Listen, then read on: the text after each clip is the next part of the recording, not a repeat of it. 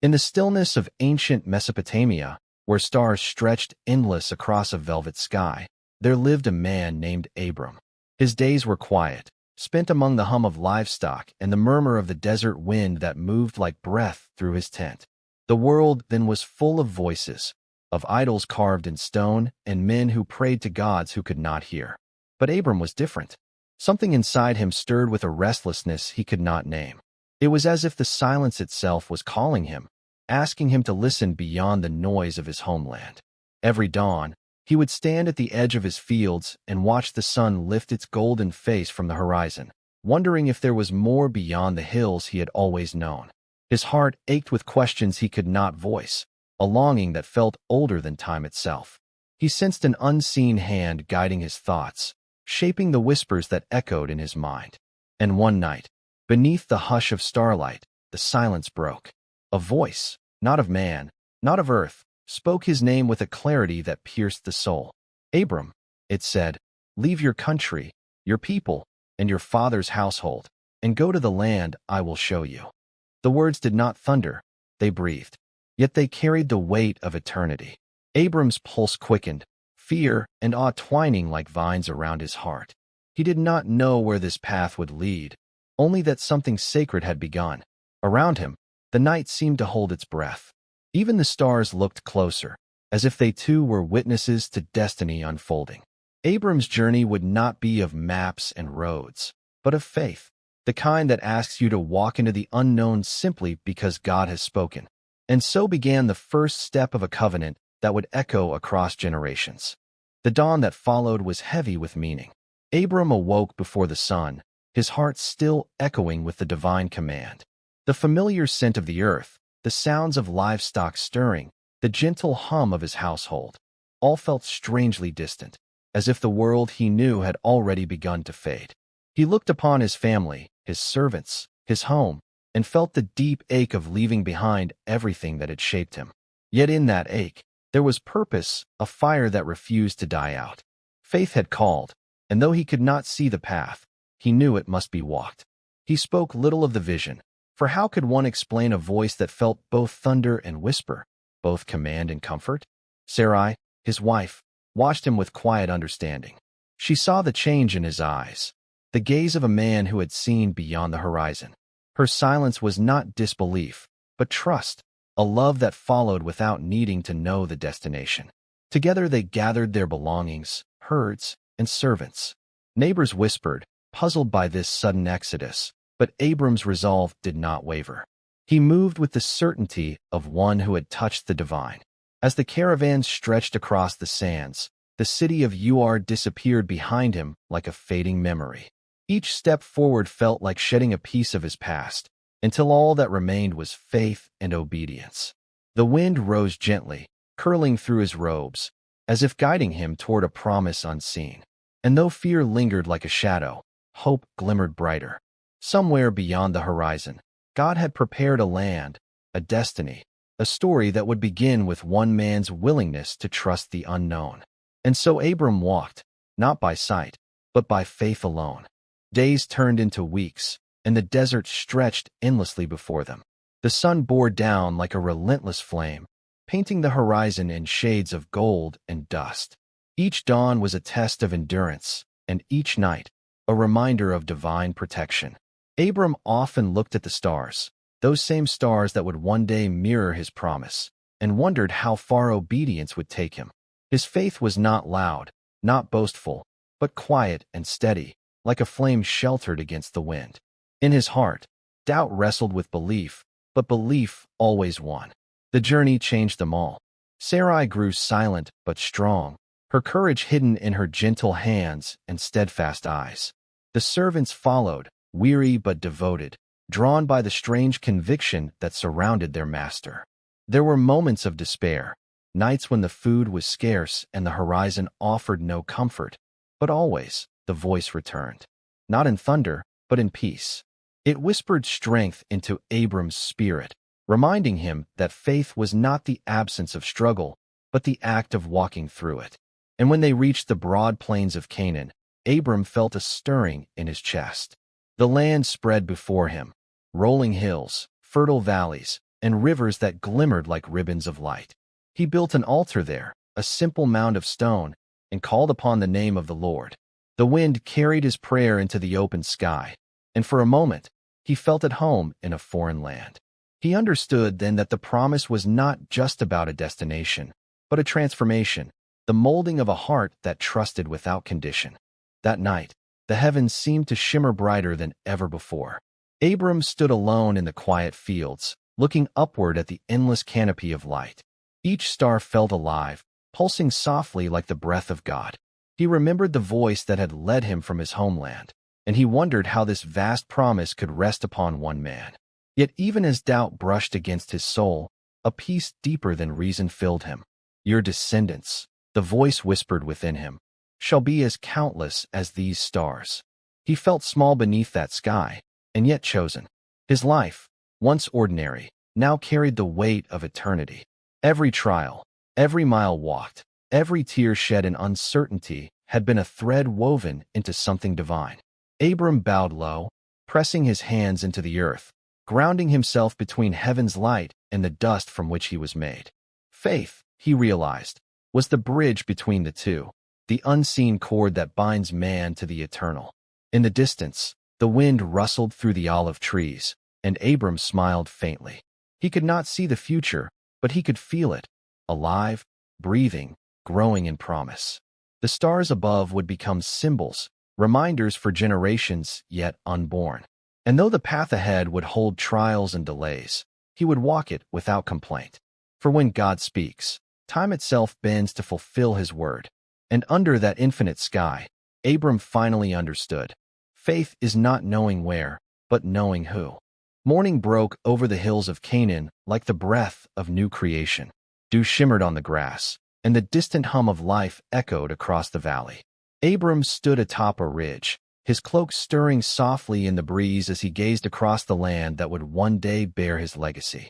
The soil was rich, the air sweet, and yet the promise was not measured in what he saw, but in what he believed.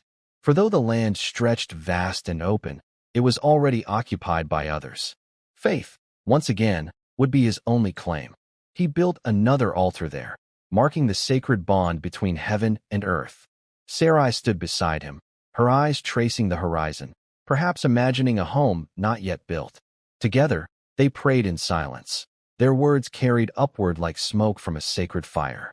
In that stillness, Abram felt God's presence, not as a distant force, but as a warmth within him, steady and sure. This was not a land of ease, but of destiny, not a gift freely taken, but one inherited through faith. The days that followed were uncertain.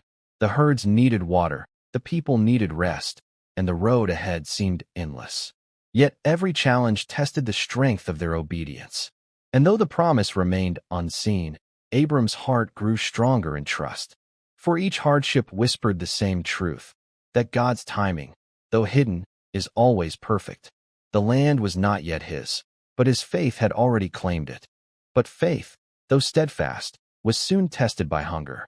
The rains ceased, the ground cracked, and the rivers thinned to threads of silver beneath the burning sun. The land of promise had become a land of drought.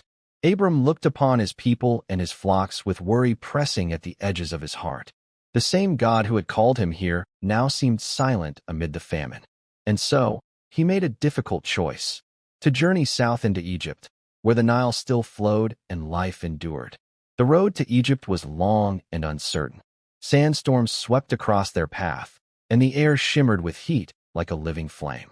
Yet even as he walked through desolation, Abram felt watched over. Faith does not mean comfort, it means trust in motion. Sarai walked beside him, her beauty undimmed by the dust, her quiet strength a reminder that God's promises survive even in silence. Their caravan moved slowly, a fragile procession of hope in a world of thirst. Egypt rose before them like a mirage of gold and stone, a place of abundance, but also of danger. Abram felt unease in his spirit, a warning he could not ignore. Sometimes faith must walk through foreign lands, not to find safety, but to reveal weakness. For even the faithful can falter when fear whispers louder than trust. And so began the test that would reveal Abram's heart under pressure. As they neared Egypt's gates, Abram's heart wavered. Sarai's beauty was striking, her presence radiant even beneath the veil of travel's weariness. He feared that Pharaoh's men might covet her and harm him to take her away. In fear, not faith, he turned to deception. "Say you are my sister," he pleaded, "so that it may go well with me for your sake."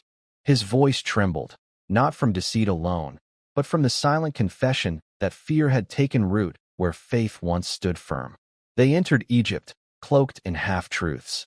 The city's noise and color dazzled, yet Abram felt no peace. Pharaoh's men noticed Sarai, just as he feared, and she was taken into the palace. Riches were given to Abram, livestock, silver, and gold, but his soul felt hollow. He had traded peace for safety and faith for control. The night air felt heavy with guilt, the silence between him and God like a chasm. Abram's tents were filled with wealth, but his heart was empty. Then came the storm, not of rain, but of consequence. The Lord sent plagues upon Pharaoh's house, revealing the lie. Pharaoh's anger was fierce, but his fear of God greater. He summoned Abram, returning Sarai untouched. "Why did you not tell me?" Pharaoh's voice thundered. Abram had no answer, only remorse. He left Egypt in silence, the riches of the world weighing heavy upon him. In that moment, he learned what all believers must, that faith cannot coexist with fear. Abram returned to the land between Bethel and Ai, where he had built his altar before. The journey back felt like repentance, each step a prayer, each breath a plea for renewed trust. The land looked the same, the rolling hills, the grazing herds, but within Abram, everything had changed. He bowed once again before the altar, his forehead touching the earth. "Forgive me," he whispered, "for letting fear lead where faith should have." The wind carried no reply, yet peace returned like a soft tide. His flocks had grown, his people had multiplied, and with them, new challenges arose. The land could not sustain them all, and strife began to simmer between his herdsmen and those of his nephew, Lot. The tension threatened the peace that had long guided them. Abram watched the quarrels from afar, his heart heavy. He had learned what greed could do, what fear could cause, and he would not let division undo the promise. One evening, under the quiet glow of twilight, he approached Lot. "Let there be no strife between us," he said gently. "If you go to the left, I will go to the right." Lot looked toward the green plains of Jordan, rich and inviting, and chose them. Abram turned the other way, into the hills of Canaan. It was not the fertile land he sought, but the fertile heart of obedience. And in that humility, God's promise deepened its roots. That night, after Lot departed, God spoke once more to Abram. "Lift up your eyes," the voice said, "and look from the place where you are, to the north and south, to the east and west. All the land you see I will give to you and your descendants forever." Abram's eyes filled with tears as he gazed across the silent expanse. Every hill, every valley, every grain of sand now shimmered with meaning. What had once been wilderness had become sacred ground. He built another altar, the third of his journey, each stone a memory of trust restored. Faith had taken him from comfort into struggle, and through failure into redemption. The lessons of Egypt had burned away pride, leaving only obedience. The stars above seemed closer now, as if the heavens themselves leaned down to witness the covenant renewed. Abram stood in the wind, his heart lifted like a prayer without words. Sarai joined him there, her eyes meeting his. No words passed between them, yet both understood. They had walked through failure and found grace. God's promises, though delayed, were never withdrawn. Each mistake was not the end, but a doorway to deeper faith. Together they watched the horizon, knowing that their story was still only beginning, and that God's plan, though unseen, was already unfolding beyond their sight. Time passed, and the peace Abram had chosen was soon shaken by war. The kings of the region rose against one another, their armies sweeping through the valleys like fire through dry grass. Lot, who had settled near Sodom, was taken captive in the chaos. Word reached Abram through a lone survivor, breathless and dust-covered. The news struck him deeply. Though they had parted ways, Lot was still family. Without hesitation, Abram gathered his trained men and set out under the cover of night. The journey to rescue Lot was perilous, the odds impossible. Yet Abram did not fear.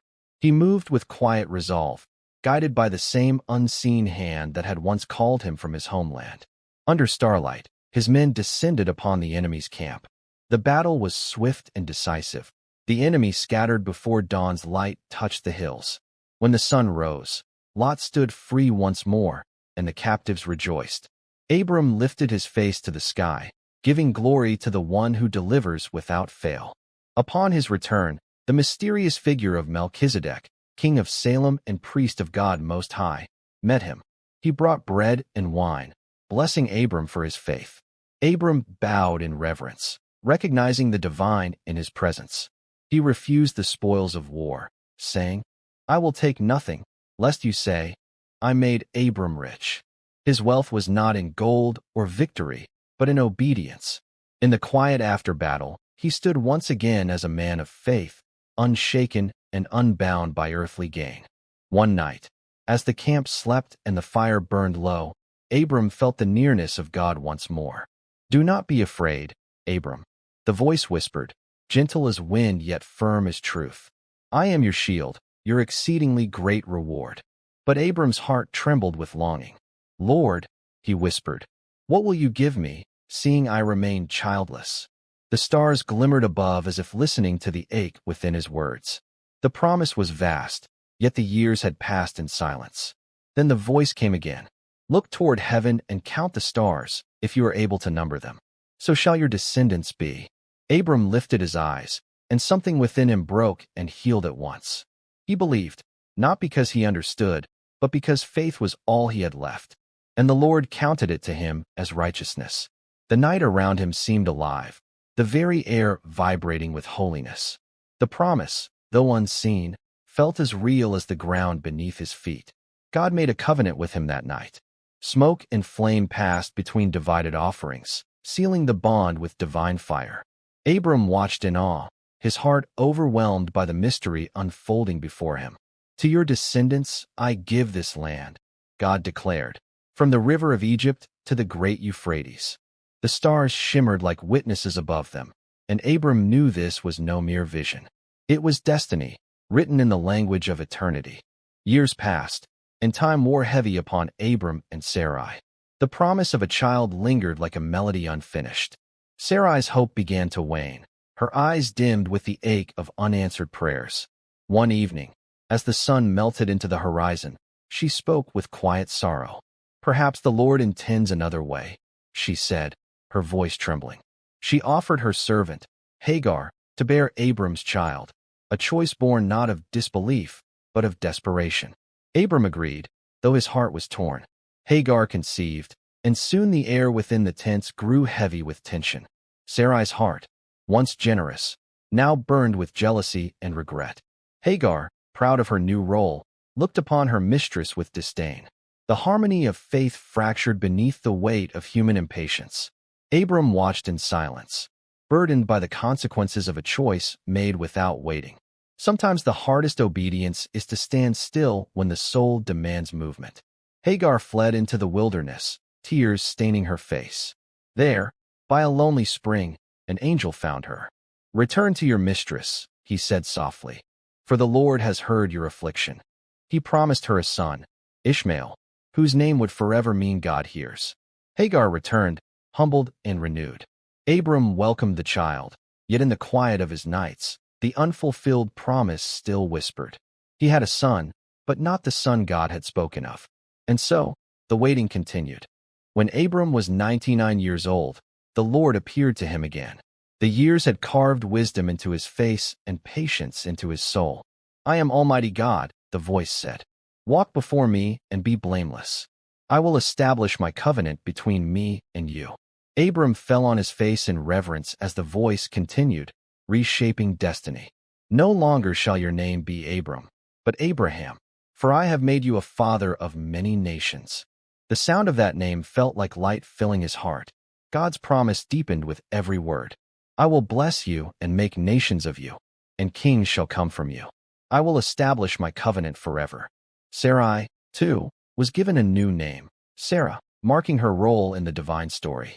"She shall bear you a son," God declared. Abraham laughed, not in disbelief, but in awe. Could such a miracle still be possible at their age? Yet within the laughter was faith, trembling but alive. That day, the covenant was sealed with a sign, the mark of circumcision, a lasting reminder of obedience. Every male in Abraham's household bore it as a symbol of divine belonging. The pain was real, but so was the purpose. Abraham looked to the heavens once more, his heart burning with anticipation. Somewhere in the unseen future, a promise waited to be born, and faith was the bridge leading him there. One warm afternoon, as Abraham sat at the entrance of his tent near the oaks of Mamre, 3 men appeared on the horizon. Their presence shimmered in the heat, yet something about them felt divine. Without hesitation, Abraham rose, bowing low before them. "My lords," he said, "do not pass your servant by. Let me bring water to wash your feet and bread to refresh you." Hospitality poured from him not out of duty, but of reverence, for his spirit knew heaven had come near. Sarah moved quickly within the tent, kneading flour and baking cakes as the servants prepared a young calf. The aroma of roasted meat filled the air, mingling with the scent of oak and sun-warmed earth. As the visitors ate, one of them turned to Abraham and said, "Where is Sarah, your wife?" Abraham replied, "There, in the tent." The man smiled. "I will surely return to you about this time next year, and Sarah your wife shall have a son." From within, Sarah laughed softly, disbelief tinged with sorrow. The stranger's eyes lifted toward the tent. "Why did Sarah laugh?" he asked gently. "Is anything too hard for the Lord?" Sarah trembled and denied it, but he only smiled. And as quickly as they had come, the visitors rose and departed toward Sodom. Abraham watched them disappear into the distance, his heart filled with awe. He knew then that the promise was close, so close he could almost feel its heartbeat. As the 3 strangers departed, one lingered behind, the Lord himself. Abraham stood before him beneath the vast sky, the plains stretching silent around them. Then came the revelation. Sodom and Gomorrah's sins had grown great before the Lord. Judgment was near. Yet Abraham's heart, ever compassionate, trembled for his nephew Lot, who lived within those doomed cities. He stepped forward, his voice soft but steady, daring to speak to the Almighty. "Will you indeed sweep away the righteous with the wicked?" he asked. His words rose like incense, trembling with humility. "Suppose there are 50 righteous within the city. Will you spare it for their sake?" The Lord replied, "If I find 50 righteous, I will spare the whole place for them." But Abraham persisted. 45, 40, 30, 20, 10. Each number was a heartbeat of mercy, a plea for grace. God listened, patient and kind, agreeing to each. When the conversation ended, the wind carried silence through the oaks. Abraham stood alone beneath the stars, the weight of intercession heavy on his soul. He had spoken not as one demanding, but as one pleading for mercy upon the undeserving. In that moment, the depth of faith was revealed, not only in belief, but in compassion. For true faith intercedes, even for the lost, trusting that divine justice is never without mercy. Dawn broke over the valley like the last breath before a storm. 2 of the angels entered Sodom, finding Lot sitting by the gate. The city reeked of corruption, its streets echoing with laughter that masked decay. Lot welcomed them into his home, urging them to stay within, for he knew too well the wickedness that prowled outside. But the night erupted with pounding fists and vile demands. Sin had become the city's language. The angels seized Lot and his family, commanding, "Flee for your lives. Do not look back." The sky cracked open, and fire fell like rain, white-hot and merciless. The earth trembled, and the plains lit with flame.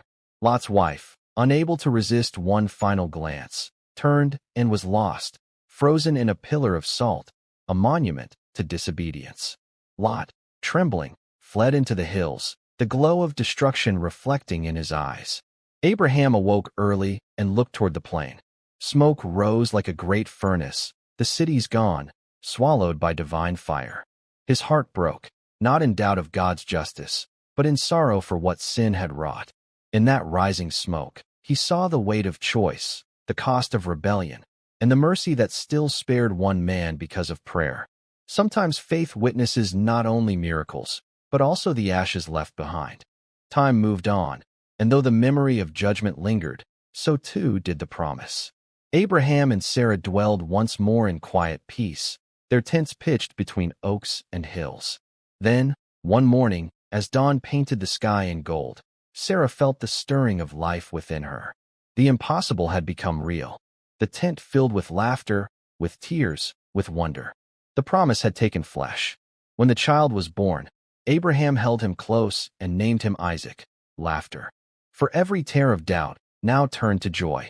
Sarah's voice broke with emotion as she said, "God has made me laugh, and all who hear will laugh with me." The camp rejoiced, and songs filled the evening air.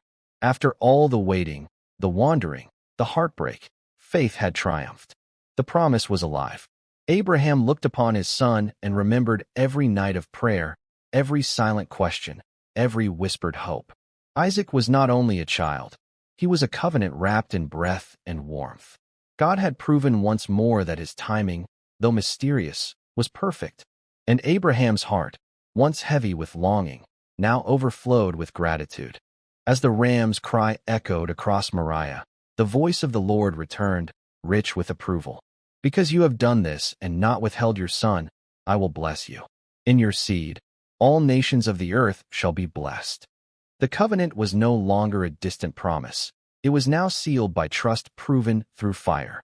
Abraham named that place "The Lord will provide." And from that mountain flowed a legacy of faith that would reach every generation.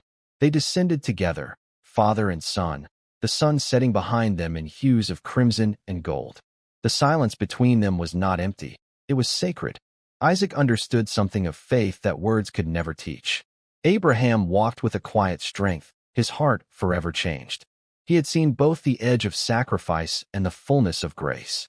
Back at camp, the night was still, and the stars burned bright above the hills. Abraham stood beneath them, his gaze soft and steady. He no longer questioned the timing, the tests, or the pain. Everything had led here, to a trust that no fear could shatter. The God who called him from Ur was faithful still. In the years that followed, Abraham's days grew long and peaceful. Sarah passed, and he mourned her with tender sorrow, laying her to rest in the cave of Machpelah. The winds carried memories of laughter, of journeys, of promises fulfilled. Isaac stood as living proof of divine faithfulness, and Abraham's name became one spoken with reverence across nations. He had believed when sight failed, obeyed when reason faltered, and waited when time seemed cruel. As his final days approached, Abraham's heart was calm. The land around him shimmered in the light of dawn, the same land once promised to his descendants. He called Isaac to his side, blessing him and reminding him of the covenant, the bond written not on stone, but on the heart of faith. "Walk before God," he whispered, "and he will guide your steps." His voice was frail, but the fire of belief still burned bright. When he breathed his last, it was with a smile. The journey that began with a single call had ended in eternal rest. From one man's obedience, a nation would rise, and through that nation, salvation would one day come. Abraham's faith had outlived his flesh, echoing through the ages, a whisper carried by every soul that dares to believe. Years later, when Isaac had grown into a boy with laughter still in his eyes, God called to Abraham again. The voice was gentle but carried the weight of eternity. "Take now your son, your only son Isaac, whom you love, and go to the land of Moriah. Offer him there as a burnt offering." The word struck Abraham's heart like thunder. Yet without protest, he rose early the next morning. Faith was no longer a concept, it was obedience in motion. The journey took 3 days. Each step was heavy, each breath a prayer unspoken. Isaac walked beside him, carrying the wood upon his back, asking, "My father, where is the lamb for the offering?" Abraham's voice trembled but did not break. "God himself will provide." Atop the mountain, he built the altar, arranged the wood, and bound his son with trembling hands. Then he raised the knife, his soul breaking beneath the weight of surrender. "Abraham, Abraham," the voice pierced the air. He froze. "Do not lay your hand on the boy." A ram appeared, caught by its horns in a thicket. Abraham fell to his knees, tears streaming freely. The test had not been for God to learn, but for Abraham to reveal. Faith had spoken louder than fear. On that mountain, a truth was written for eternity. Real love holds nothing back from God.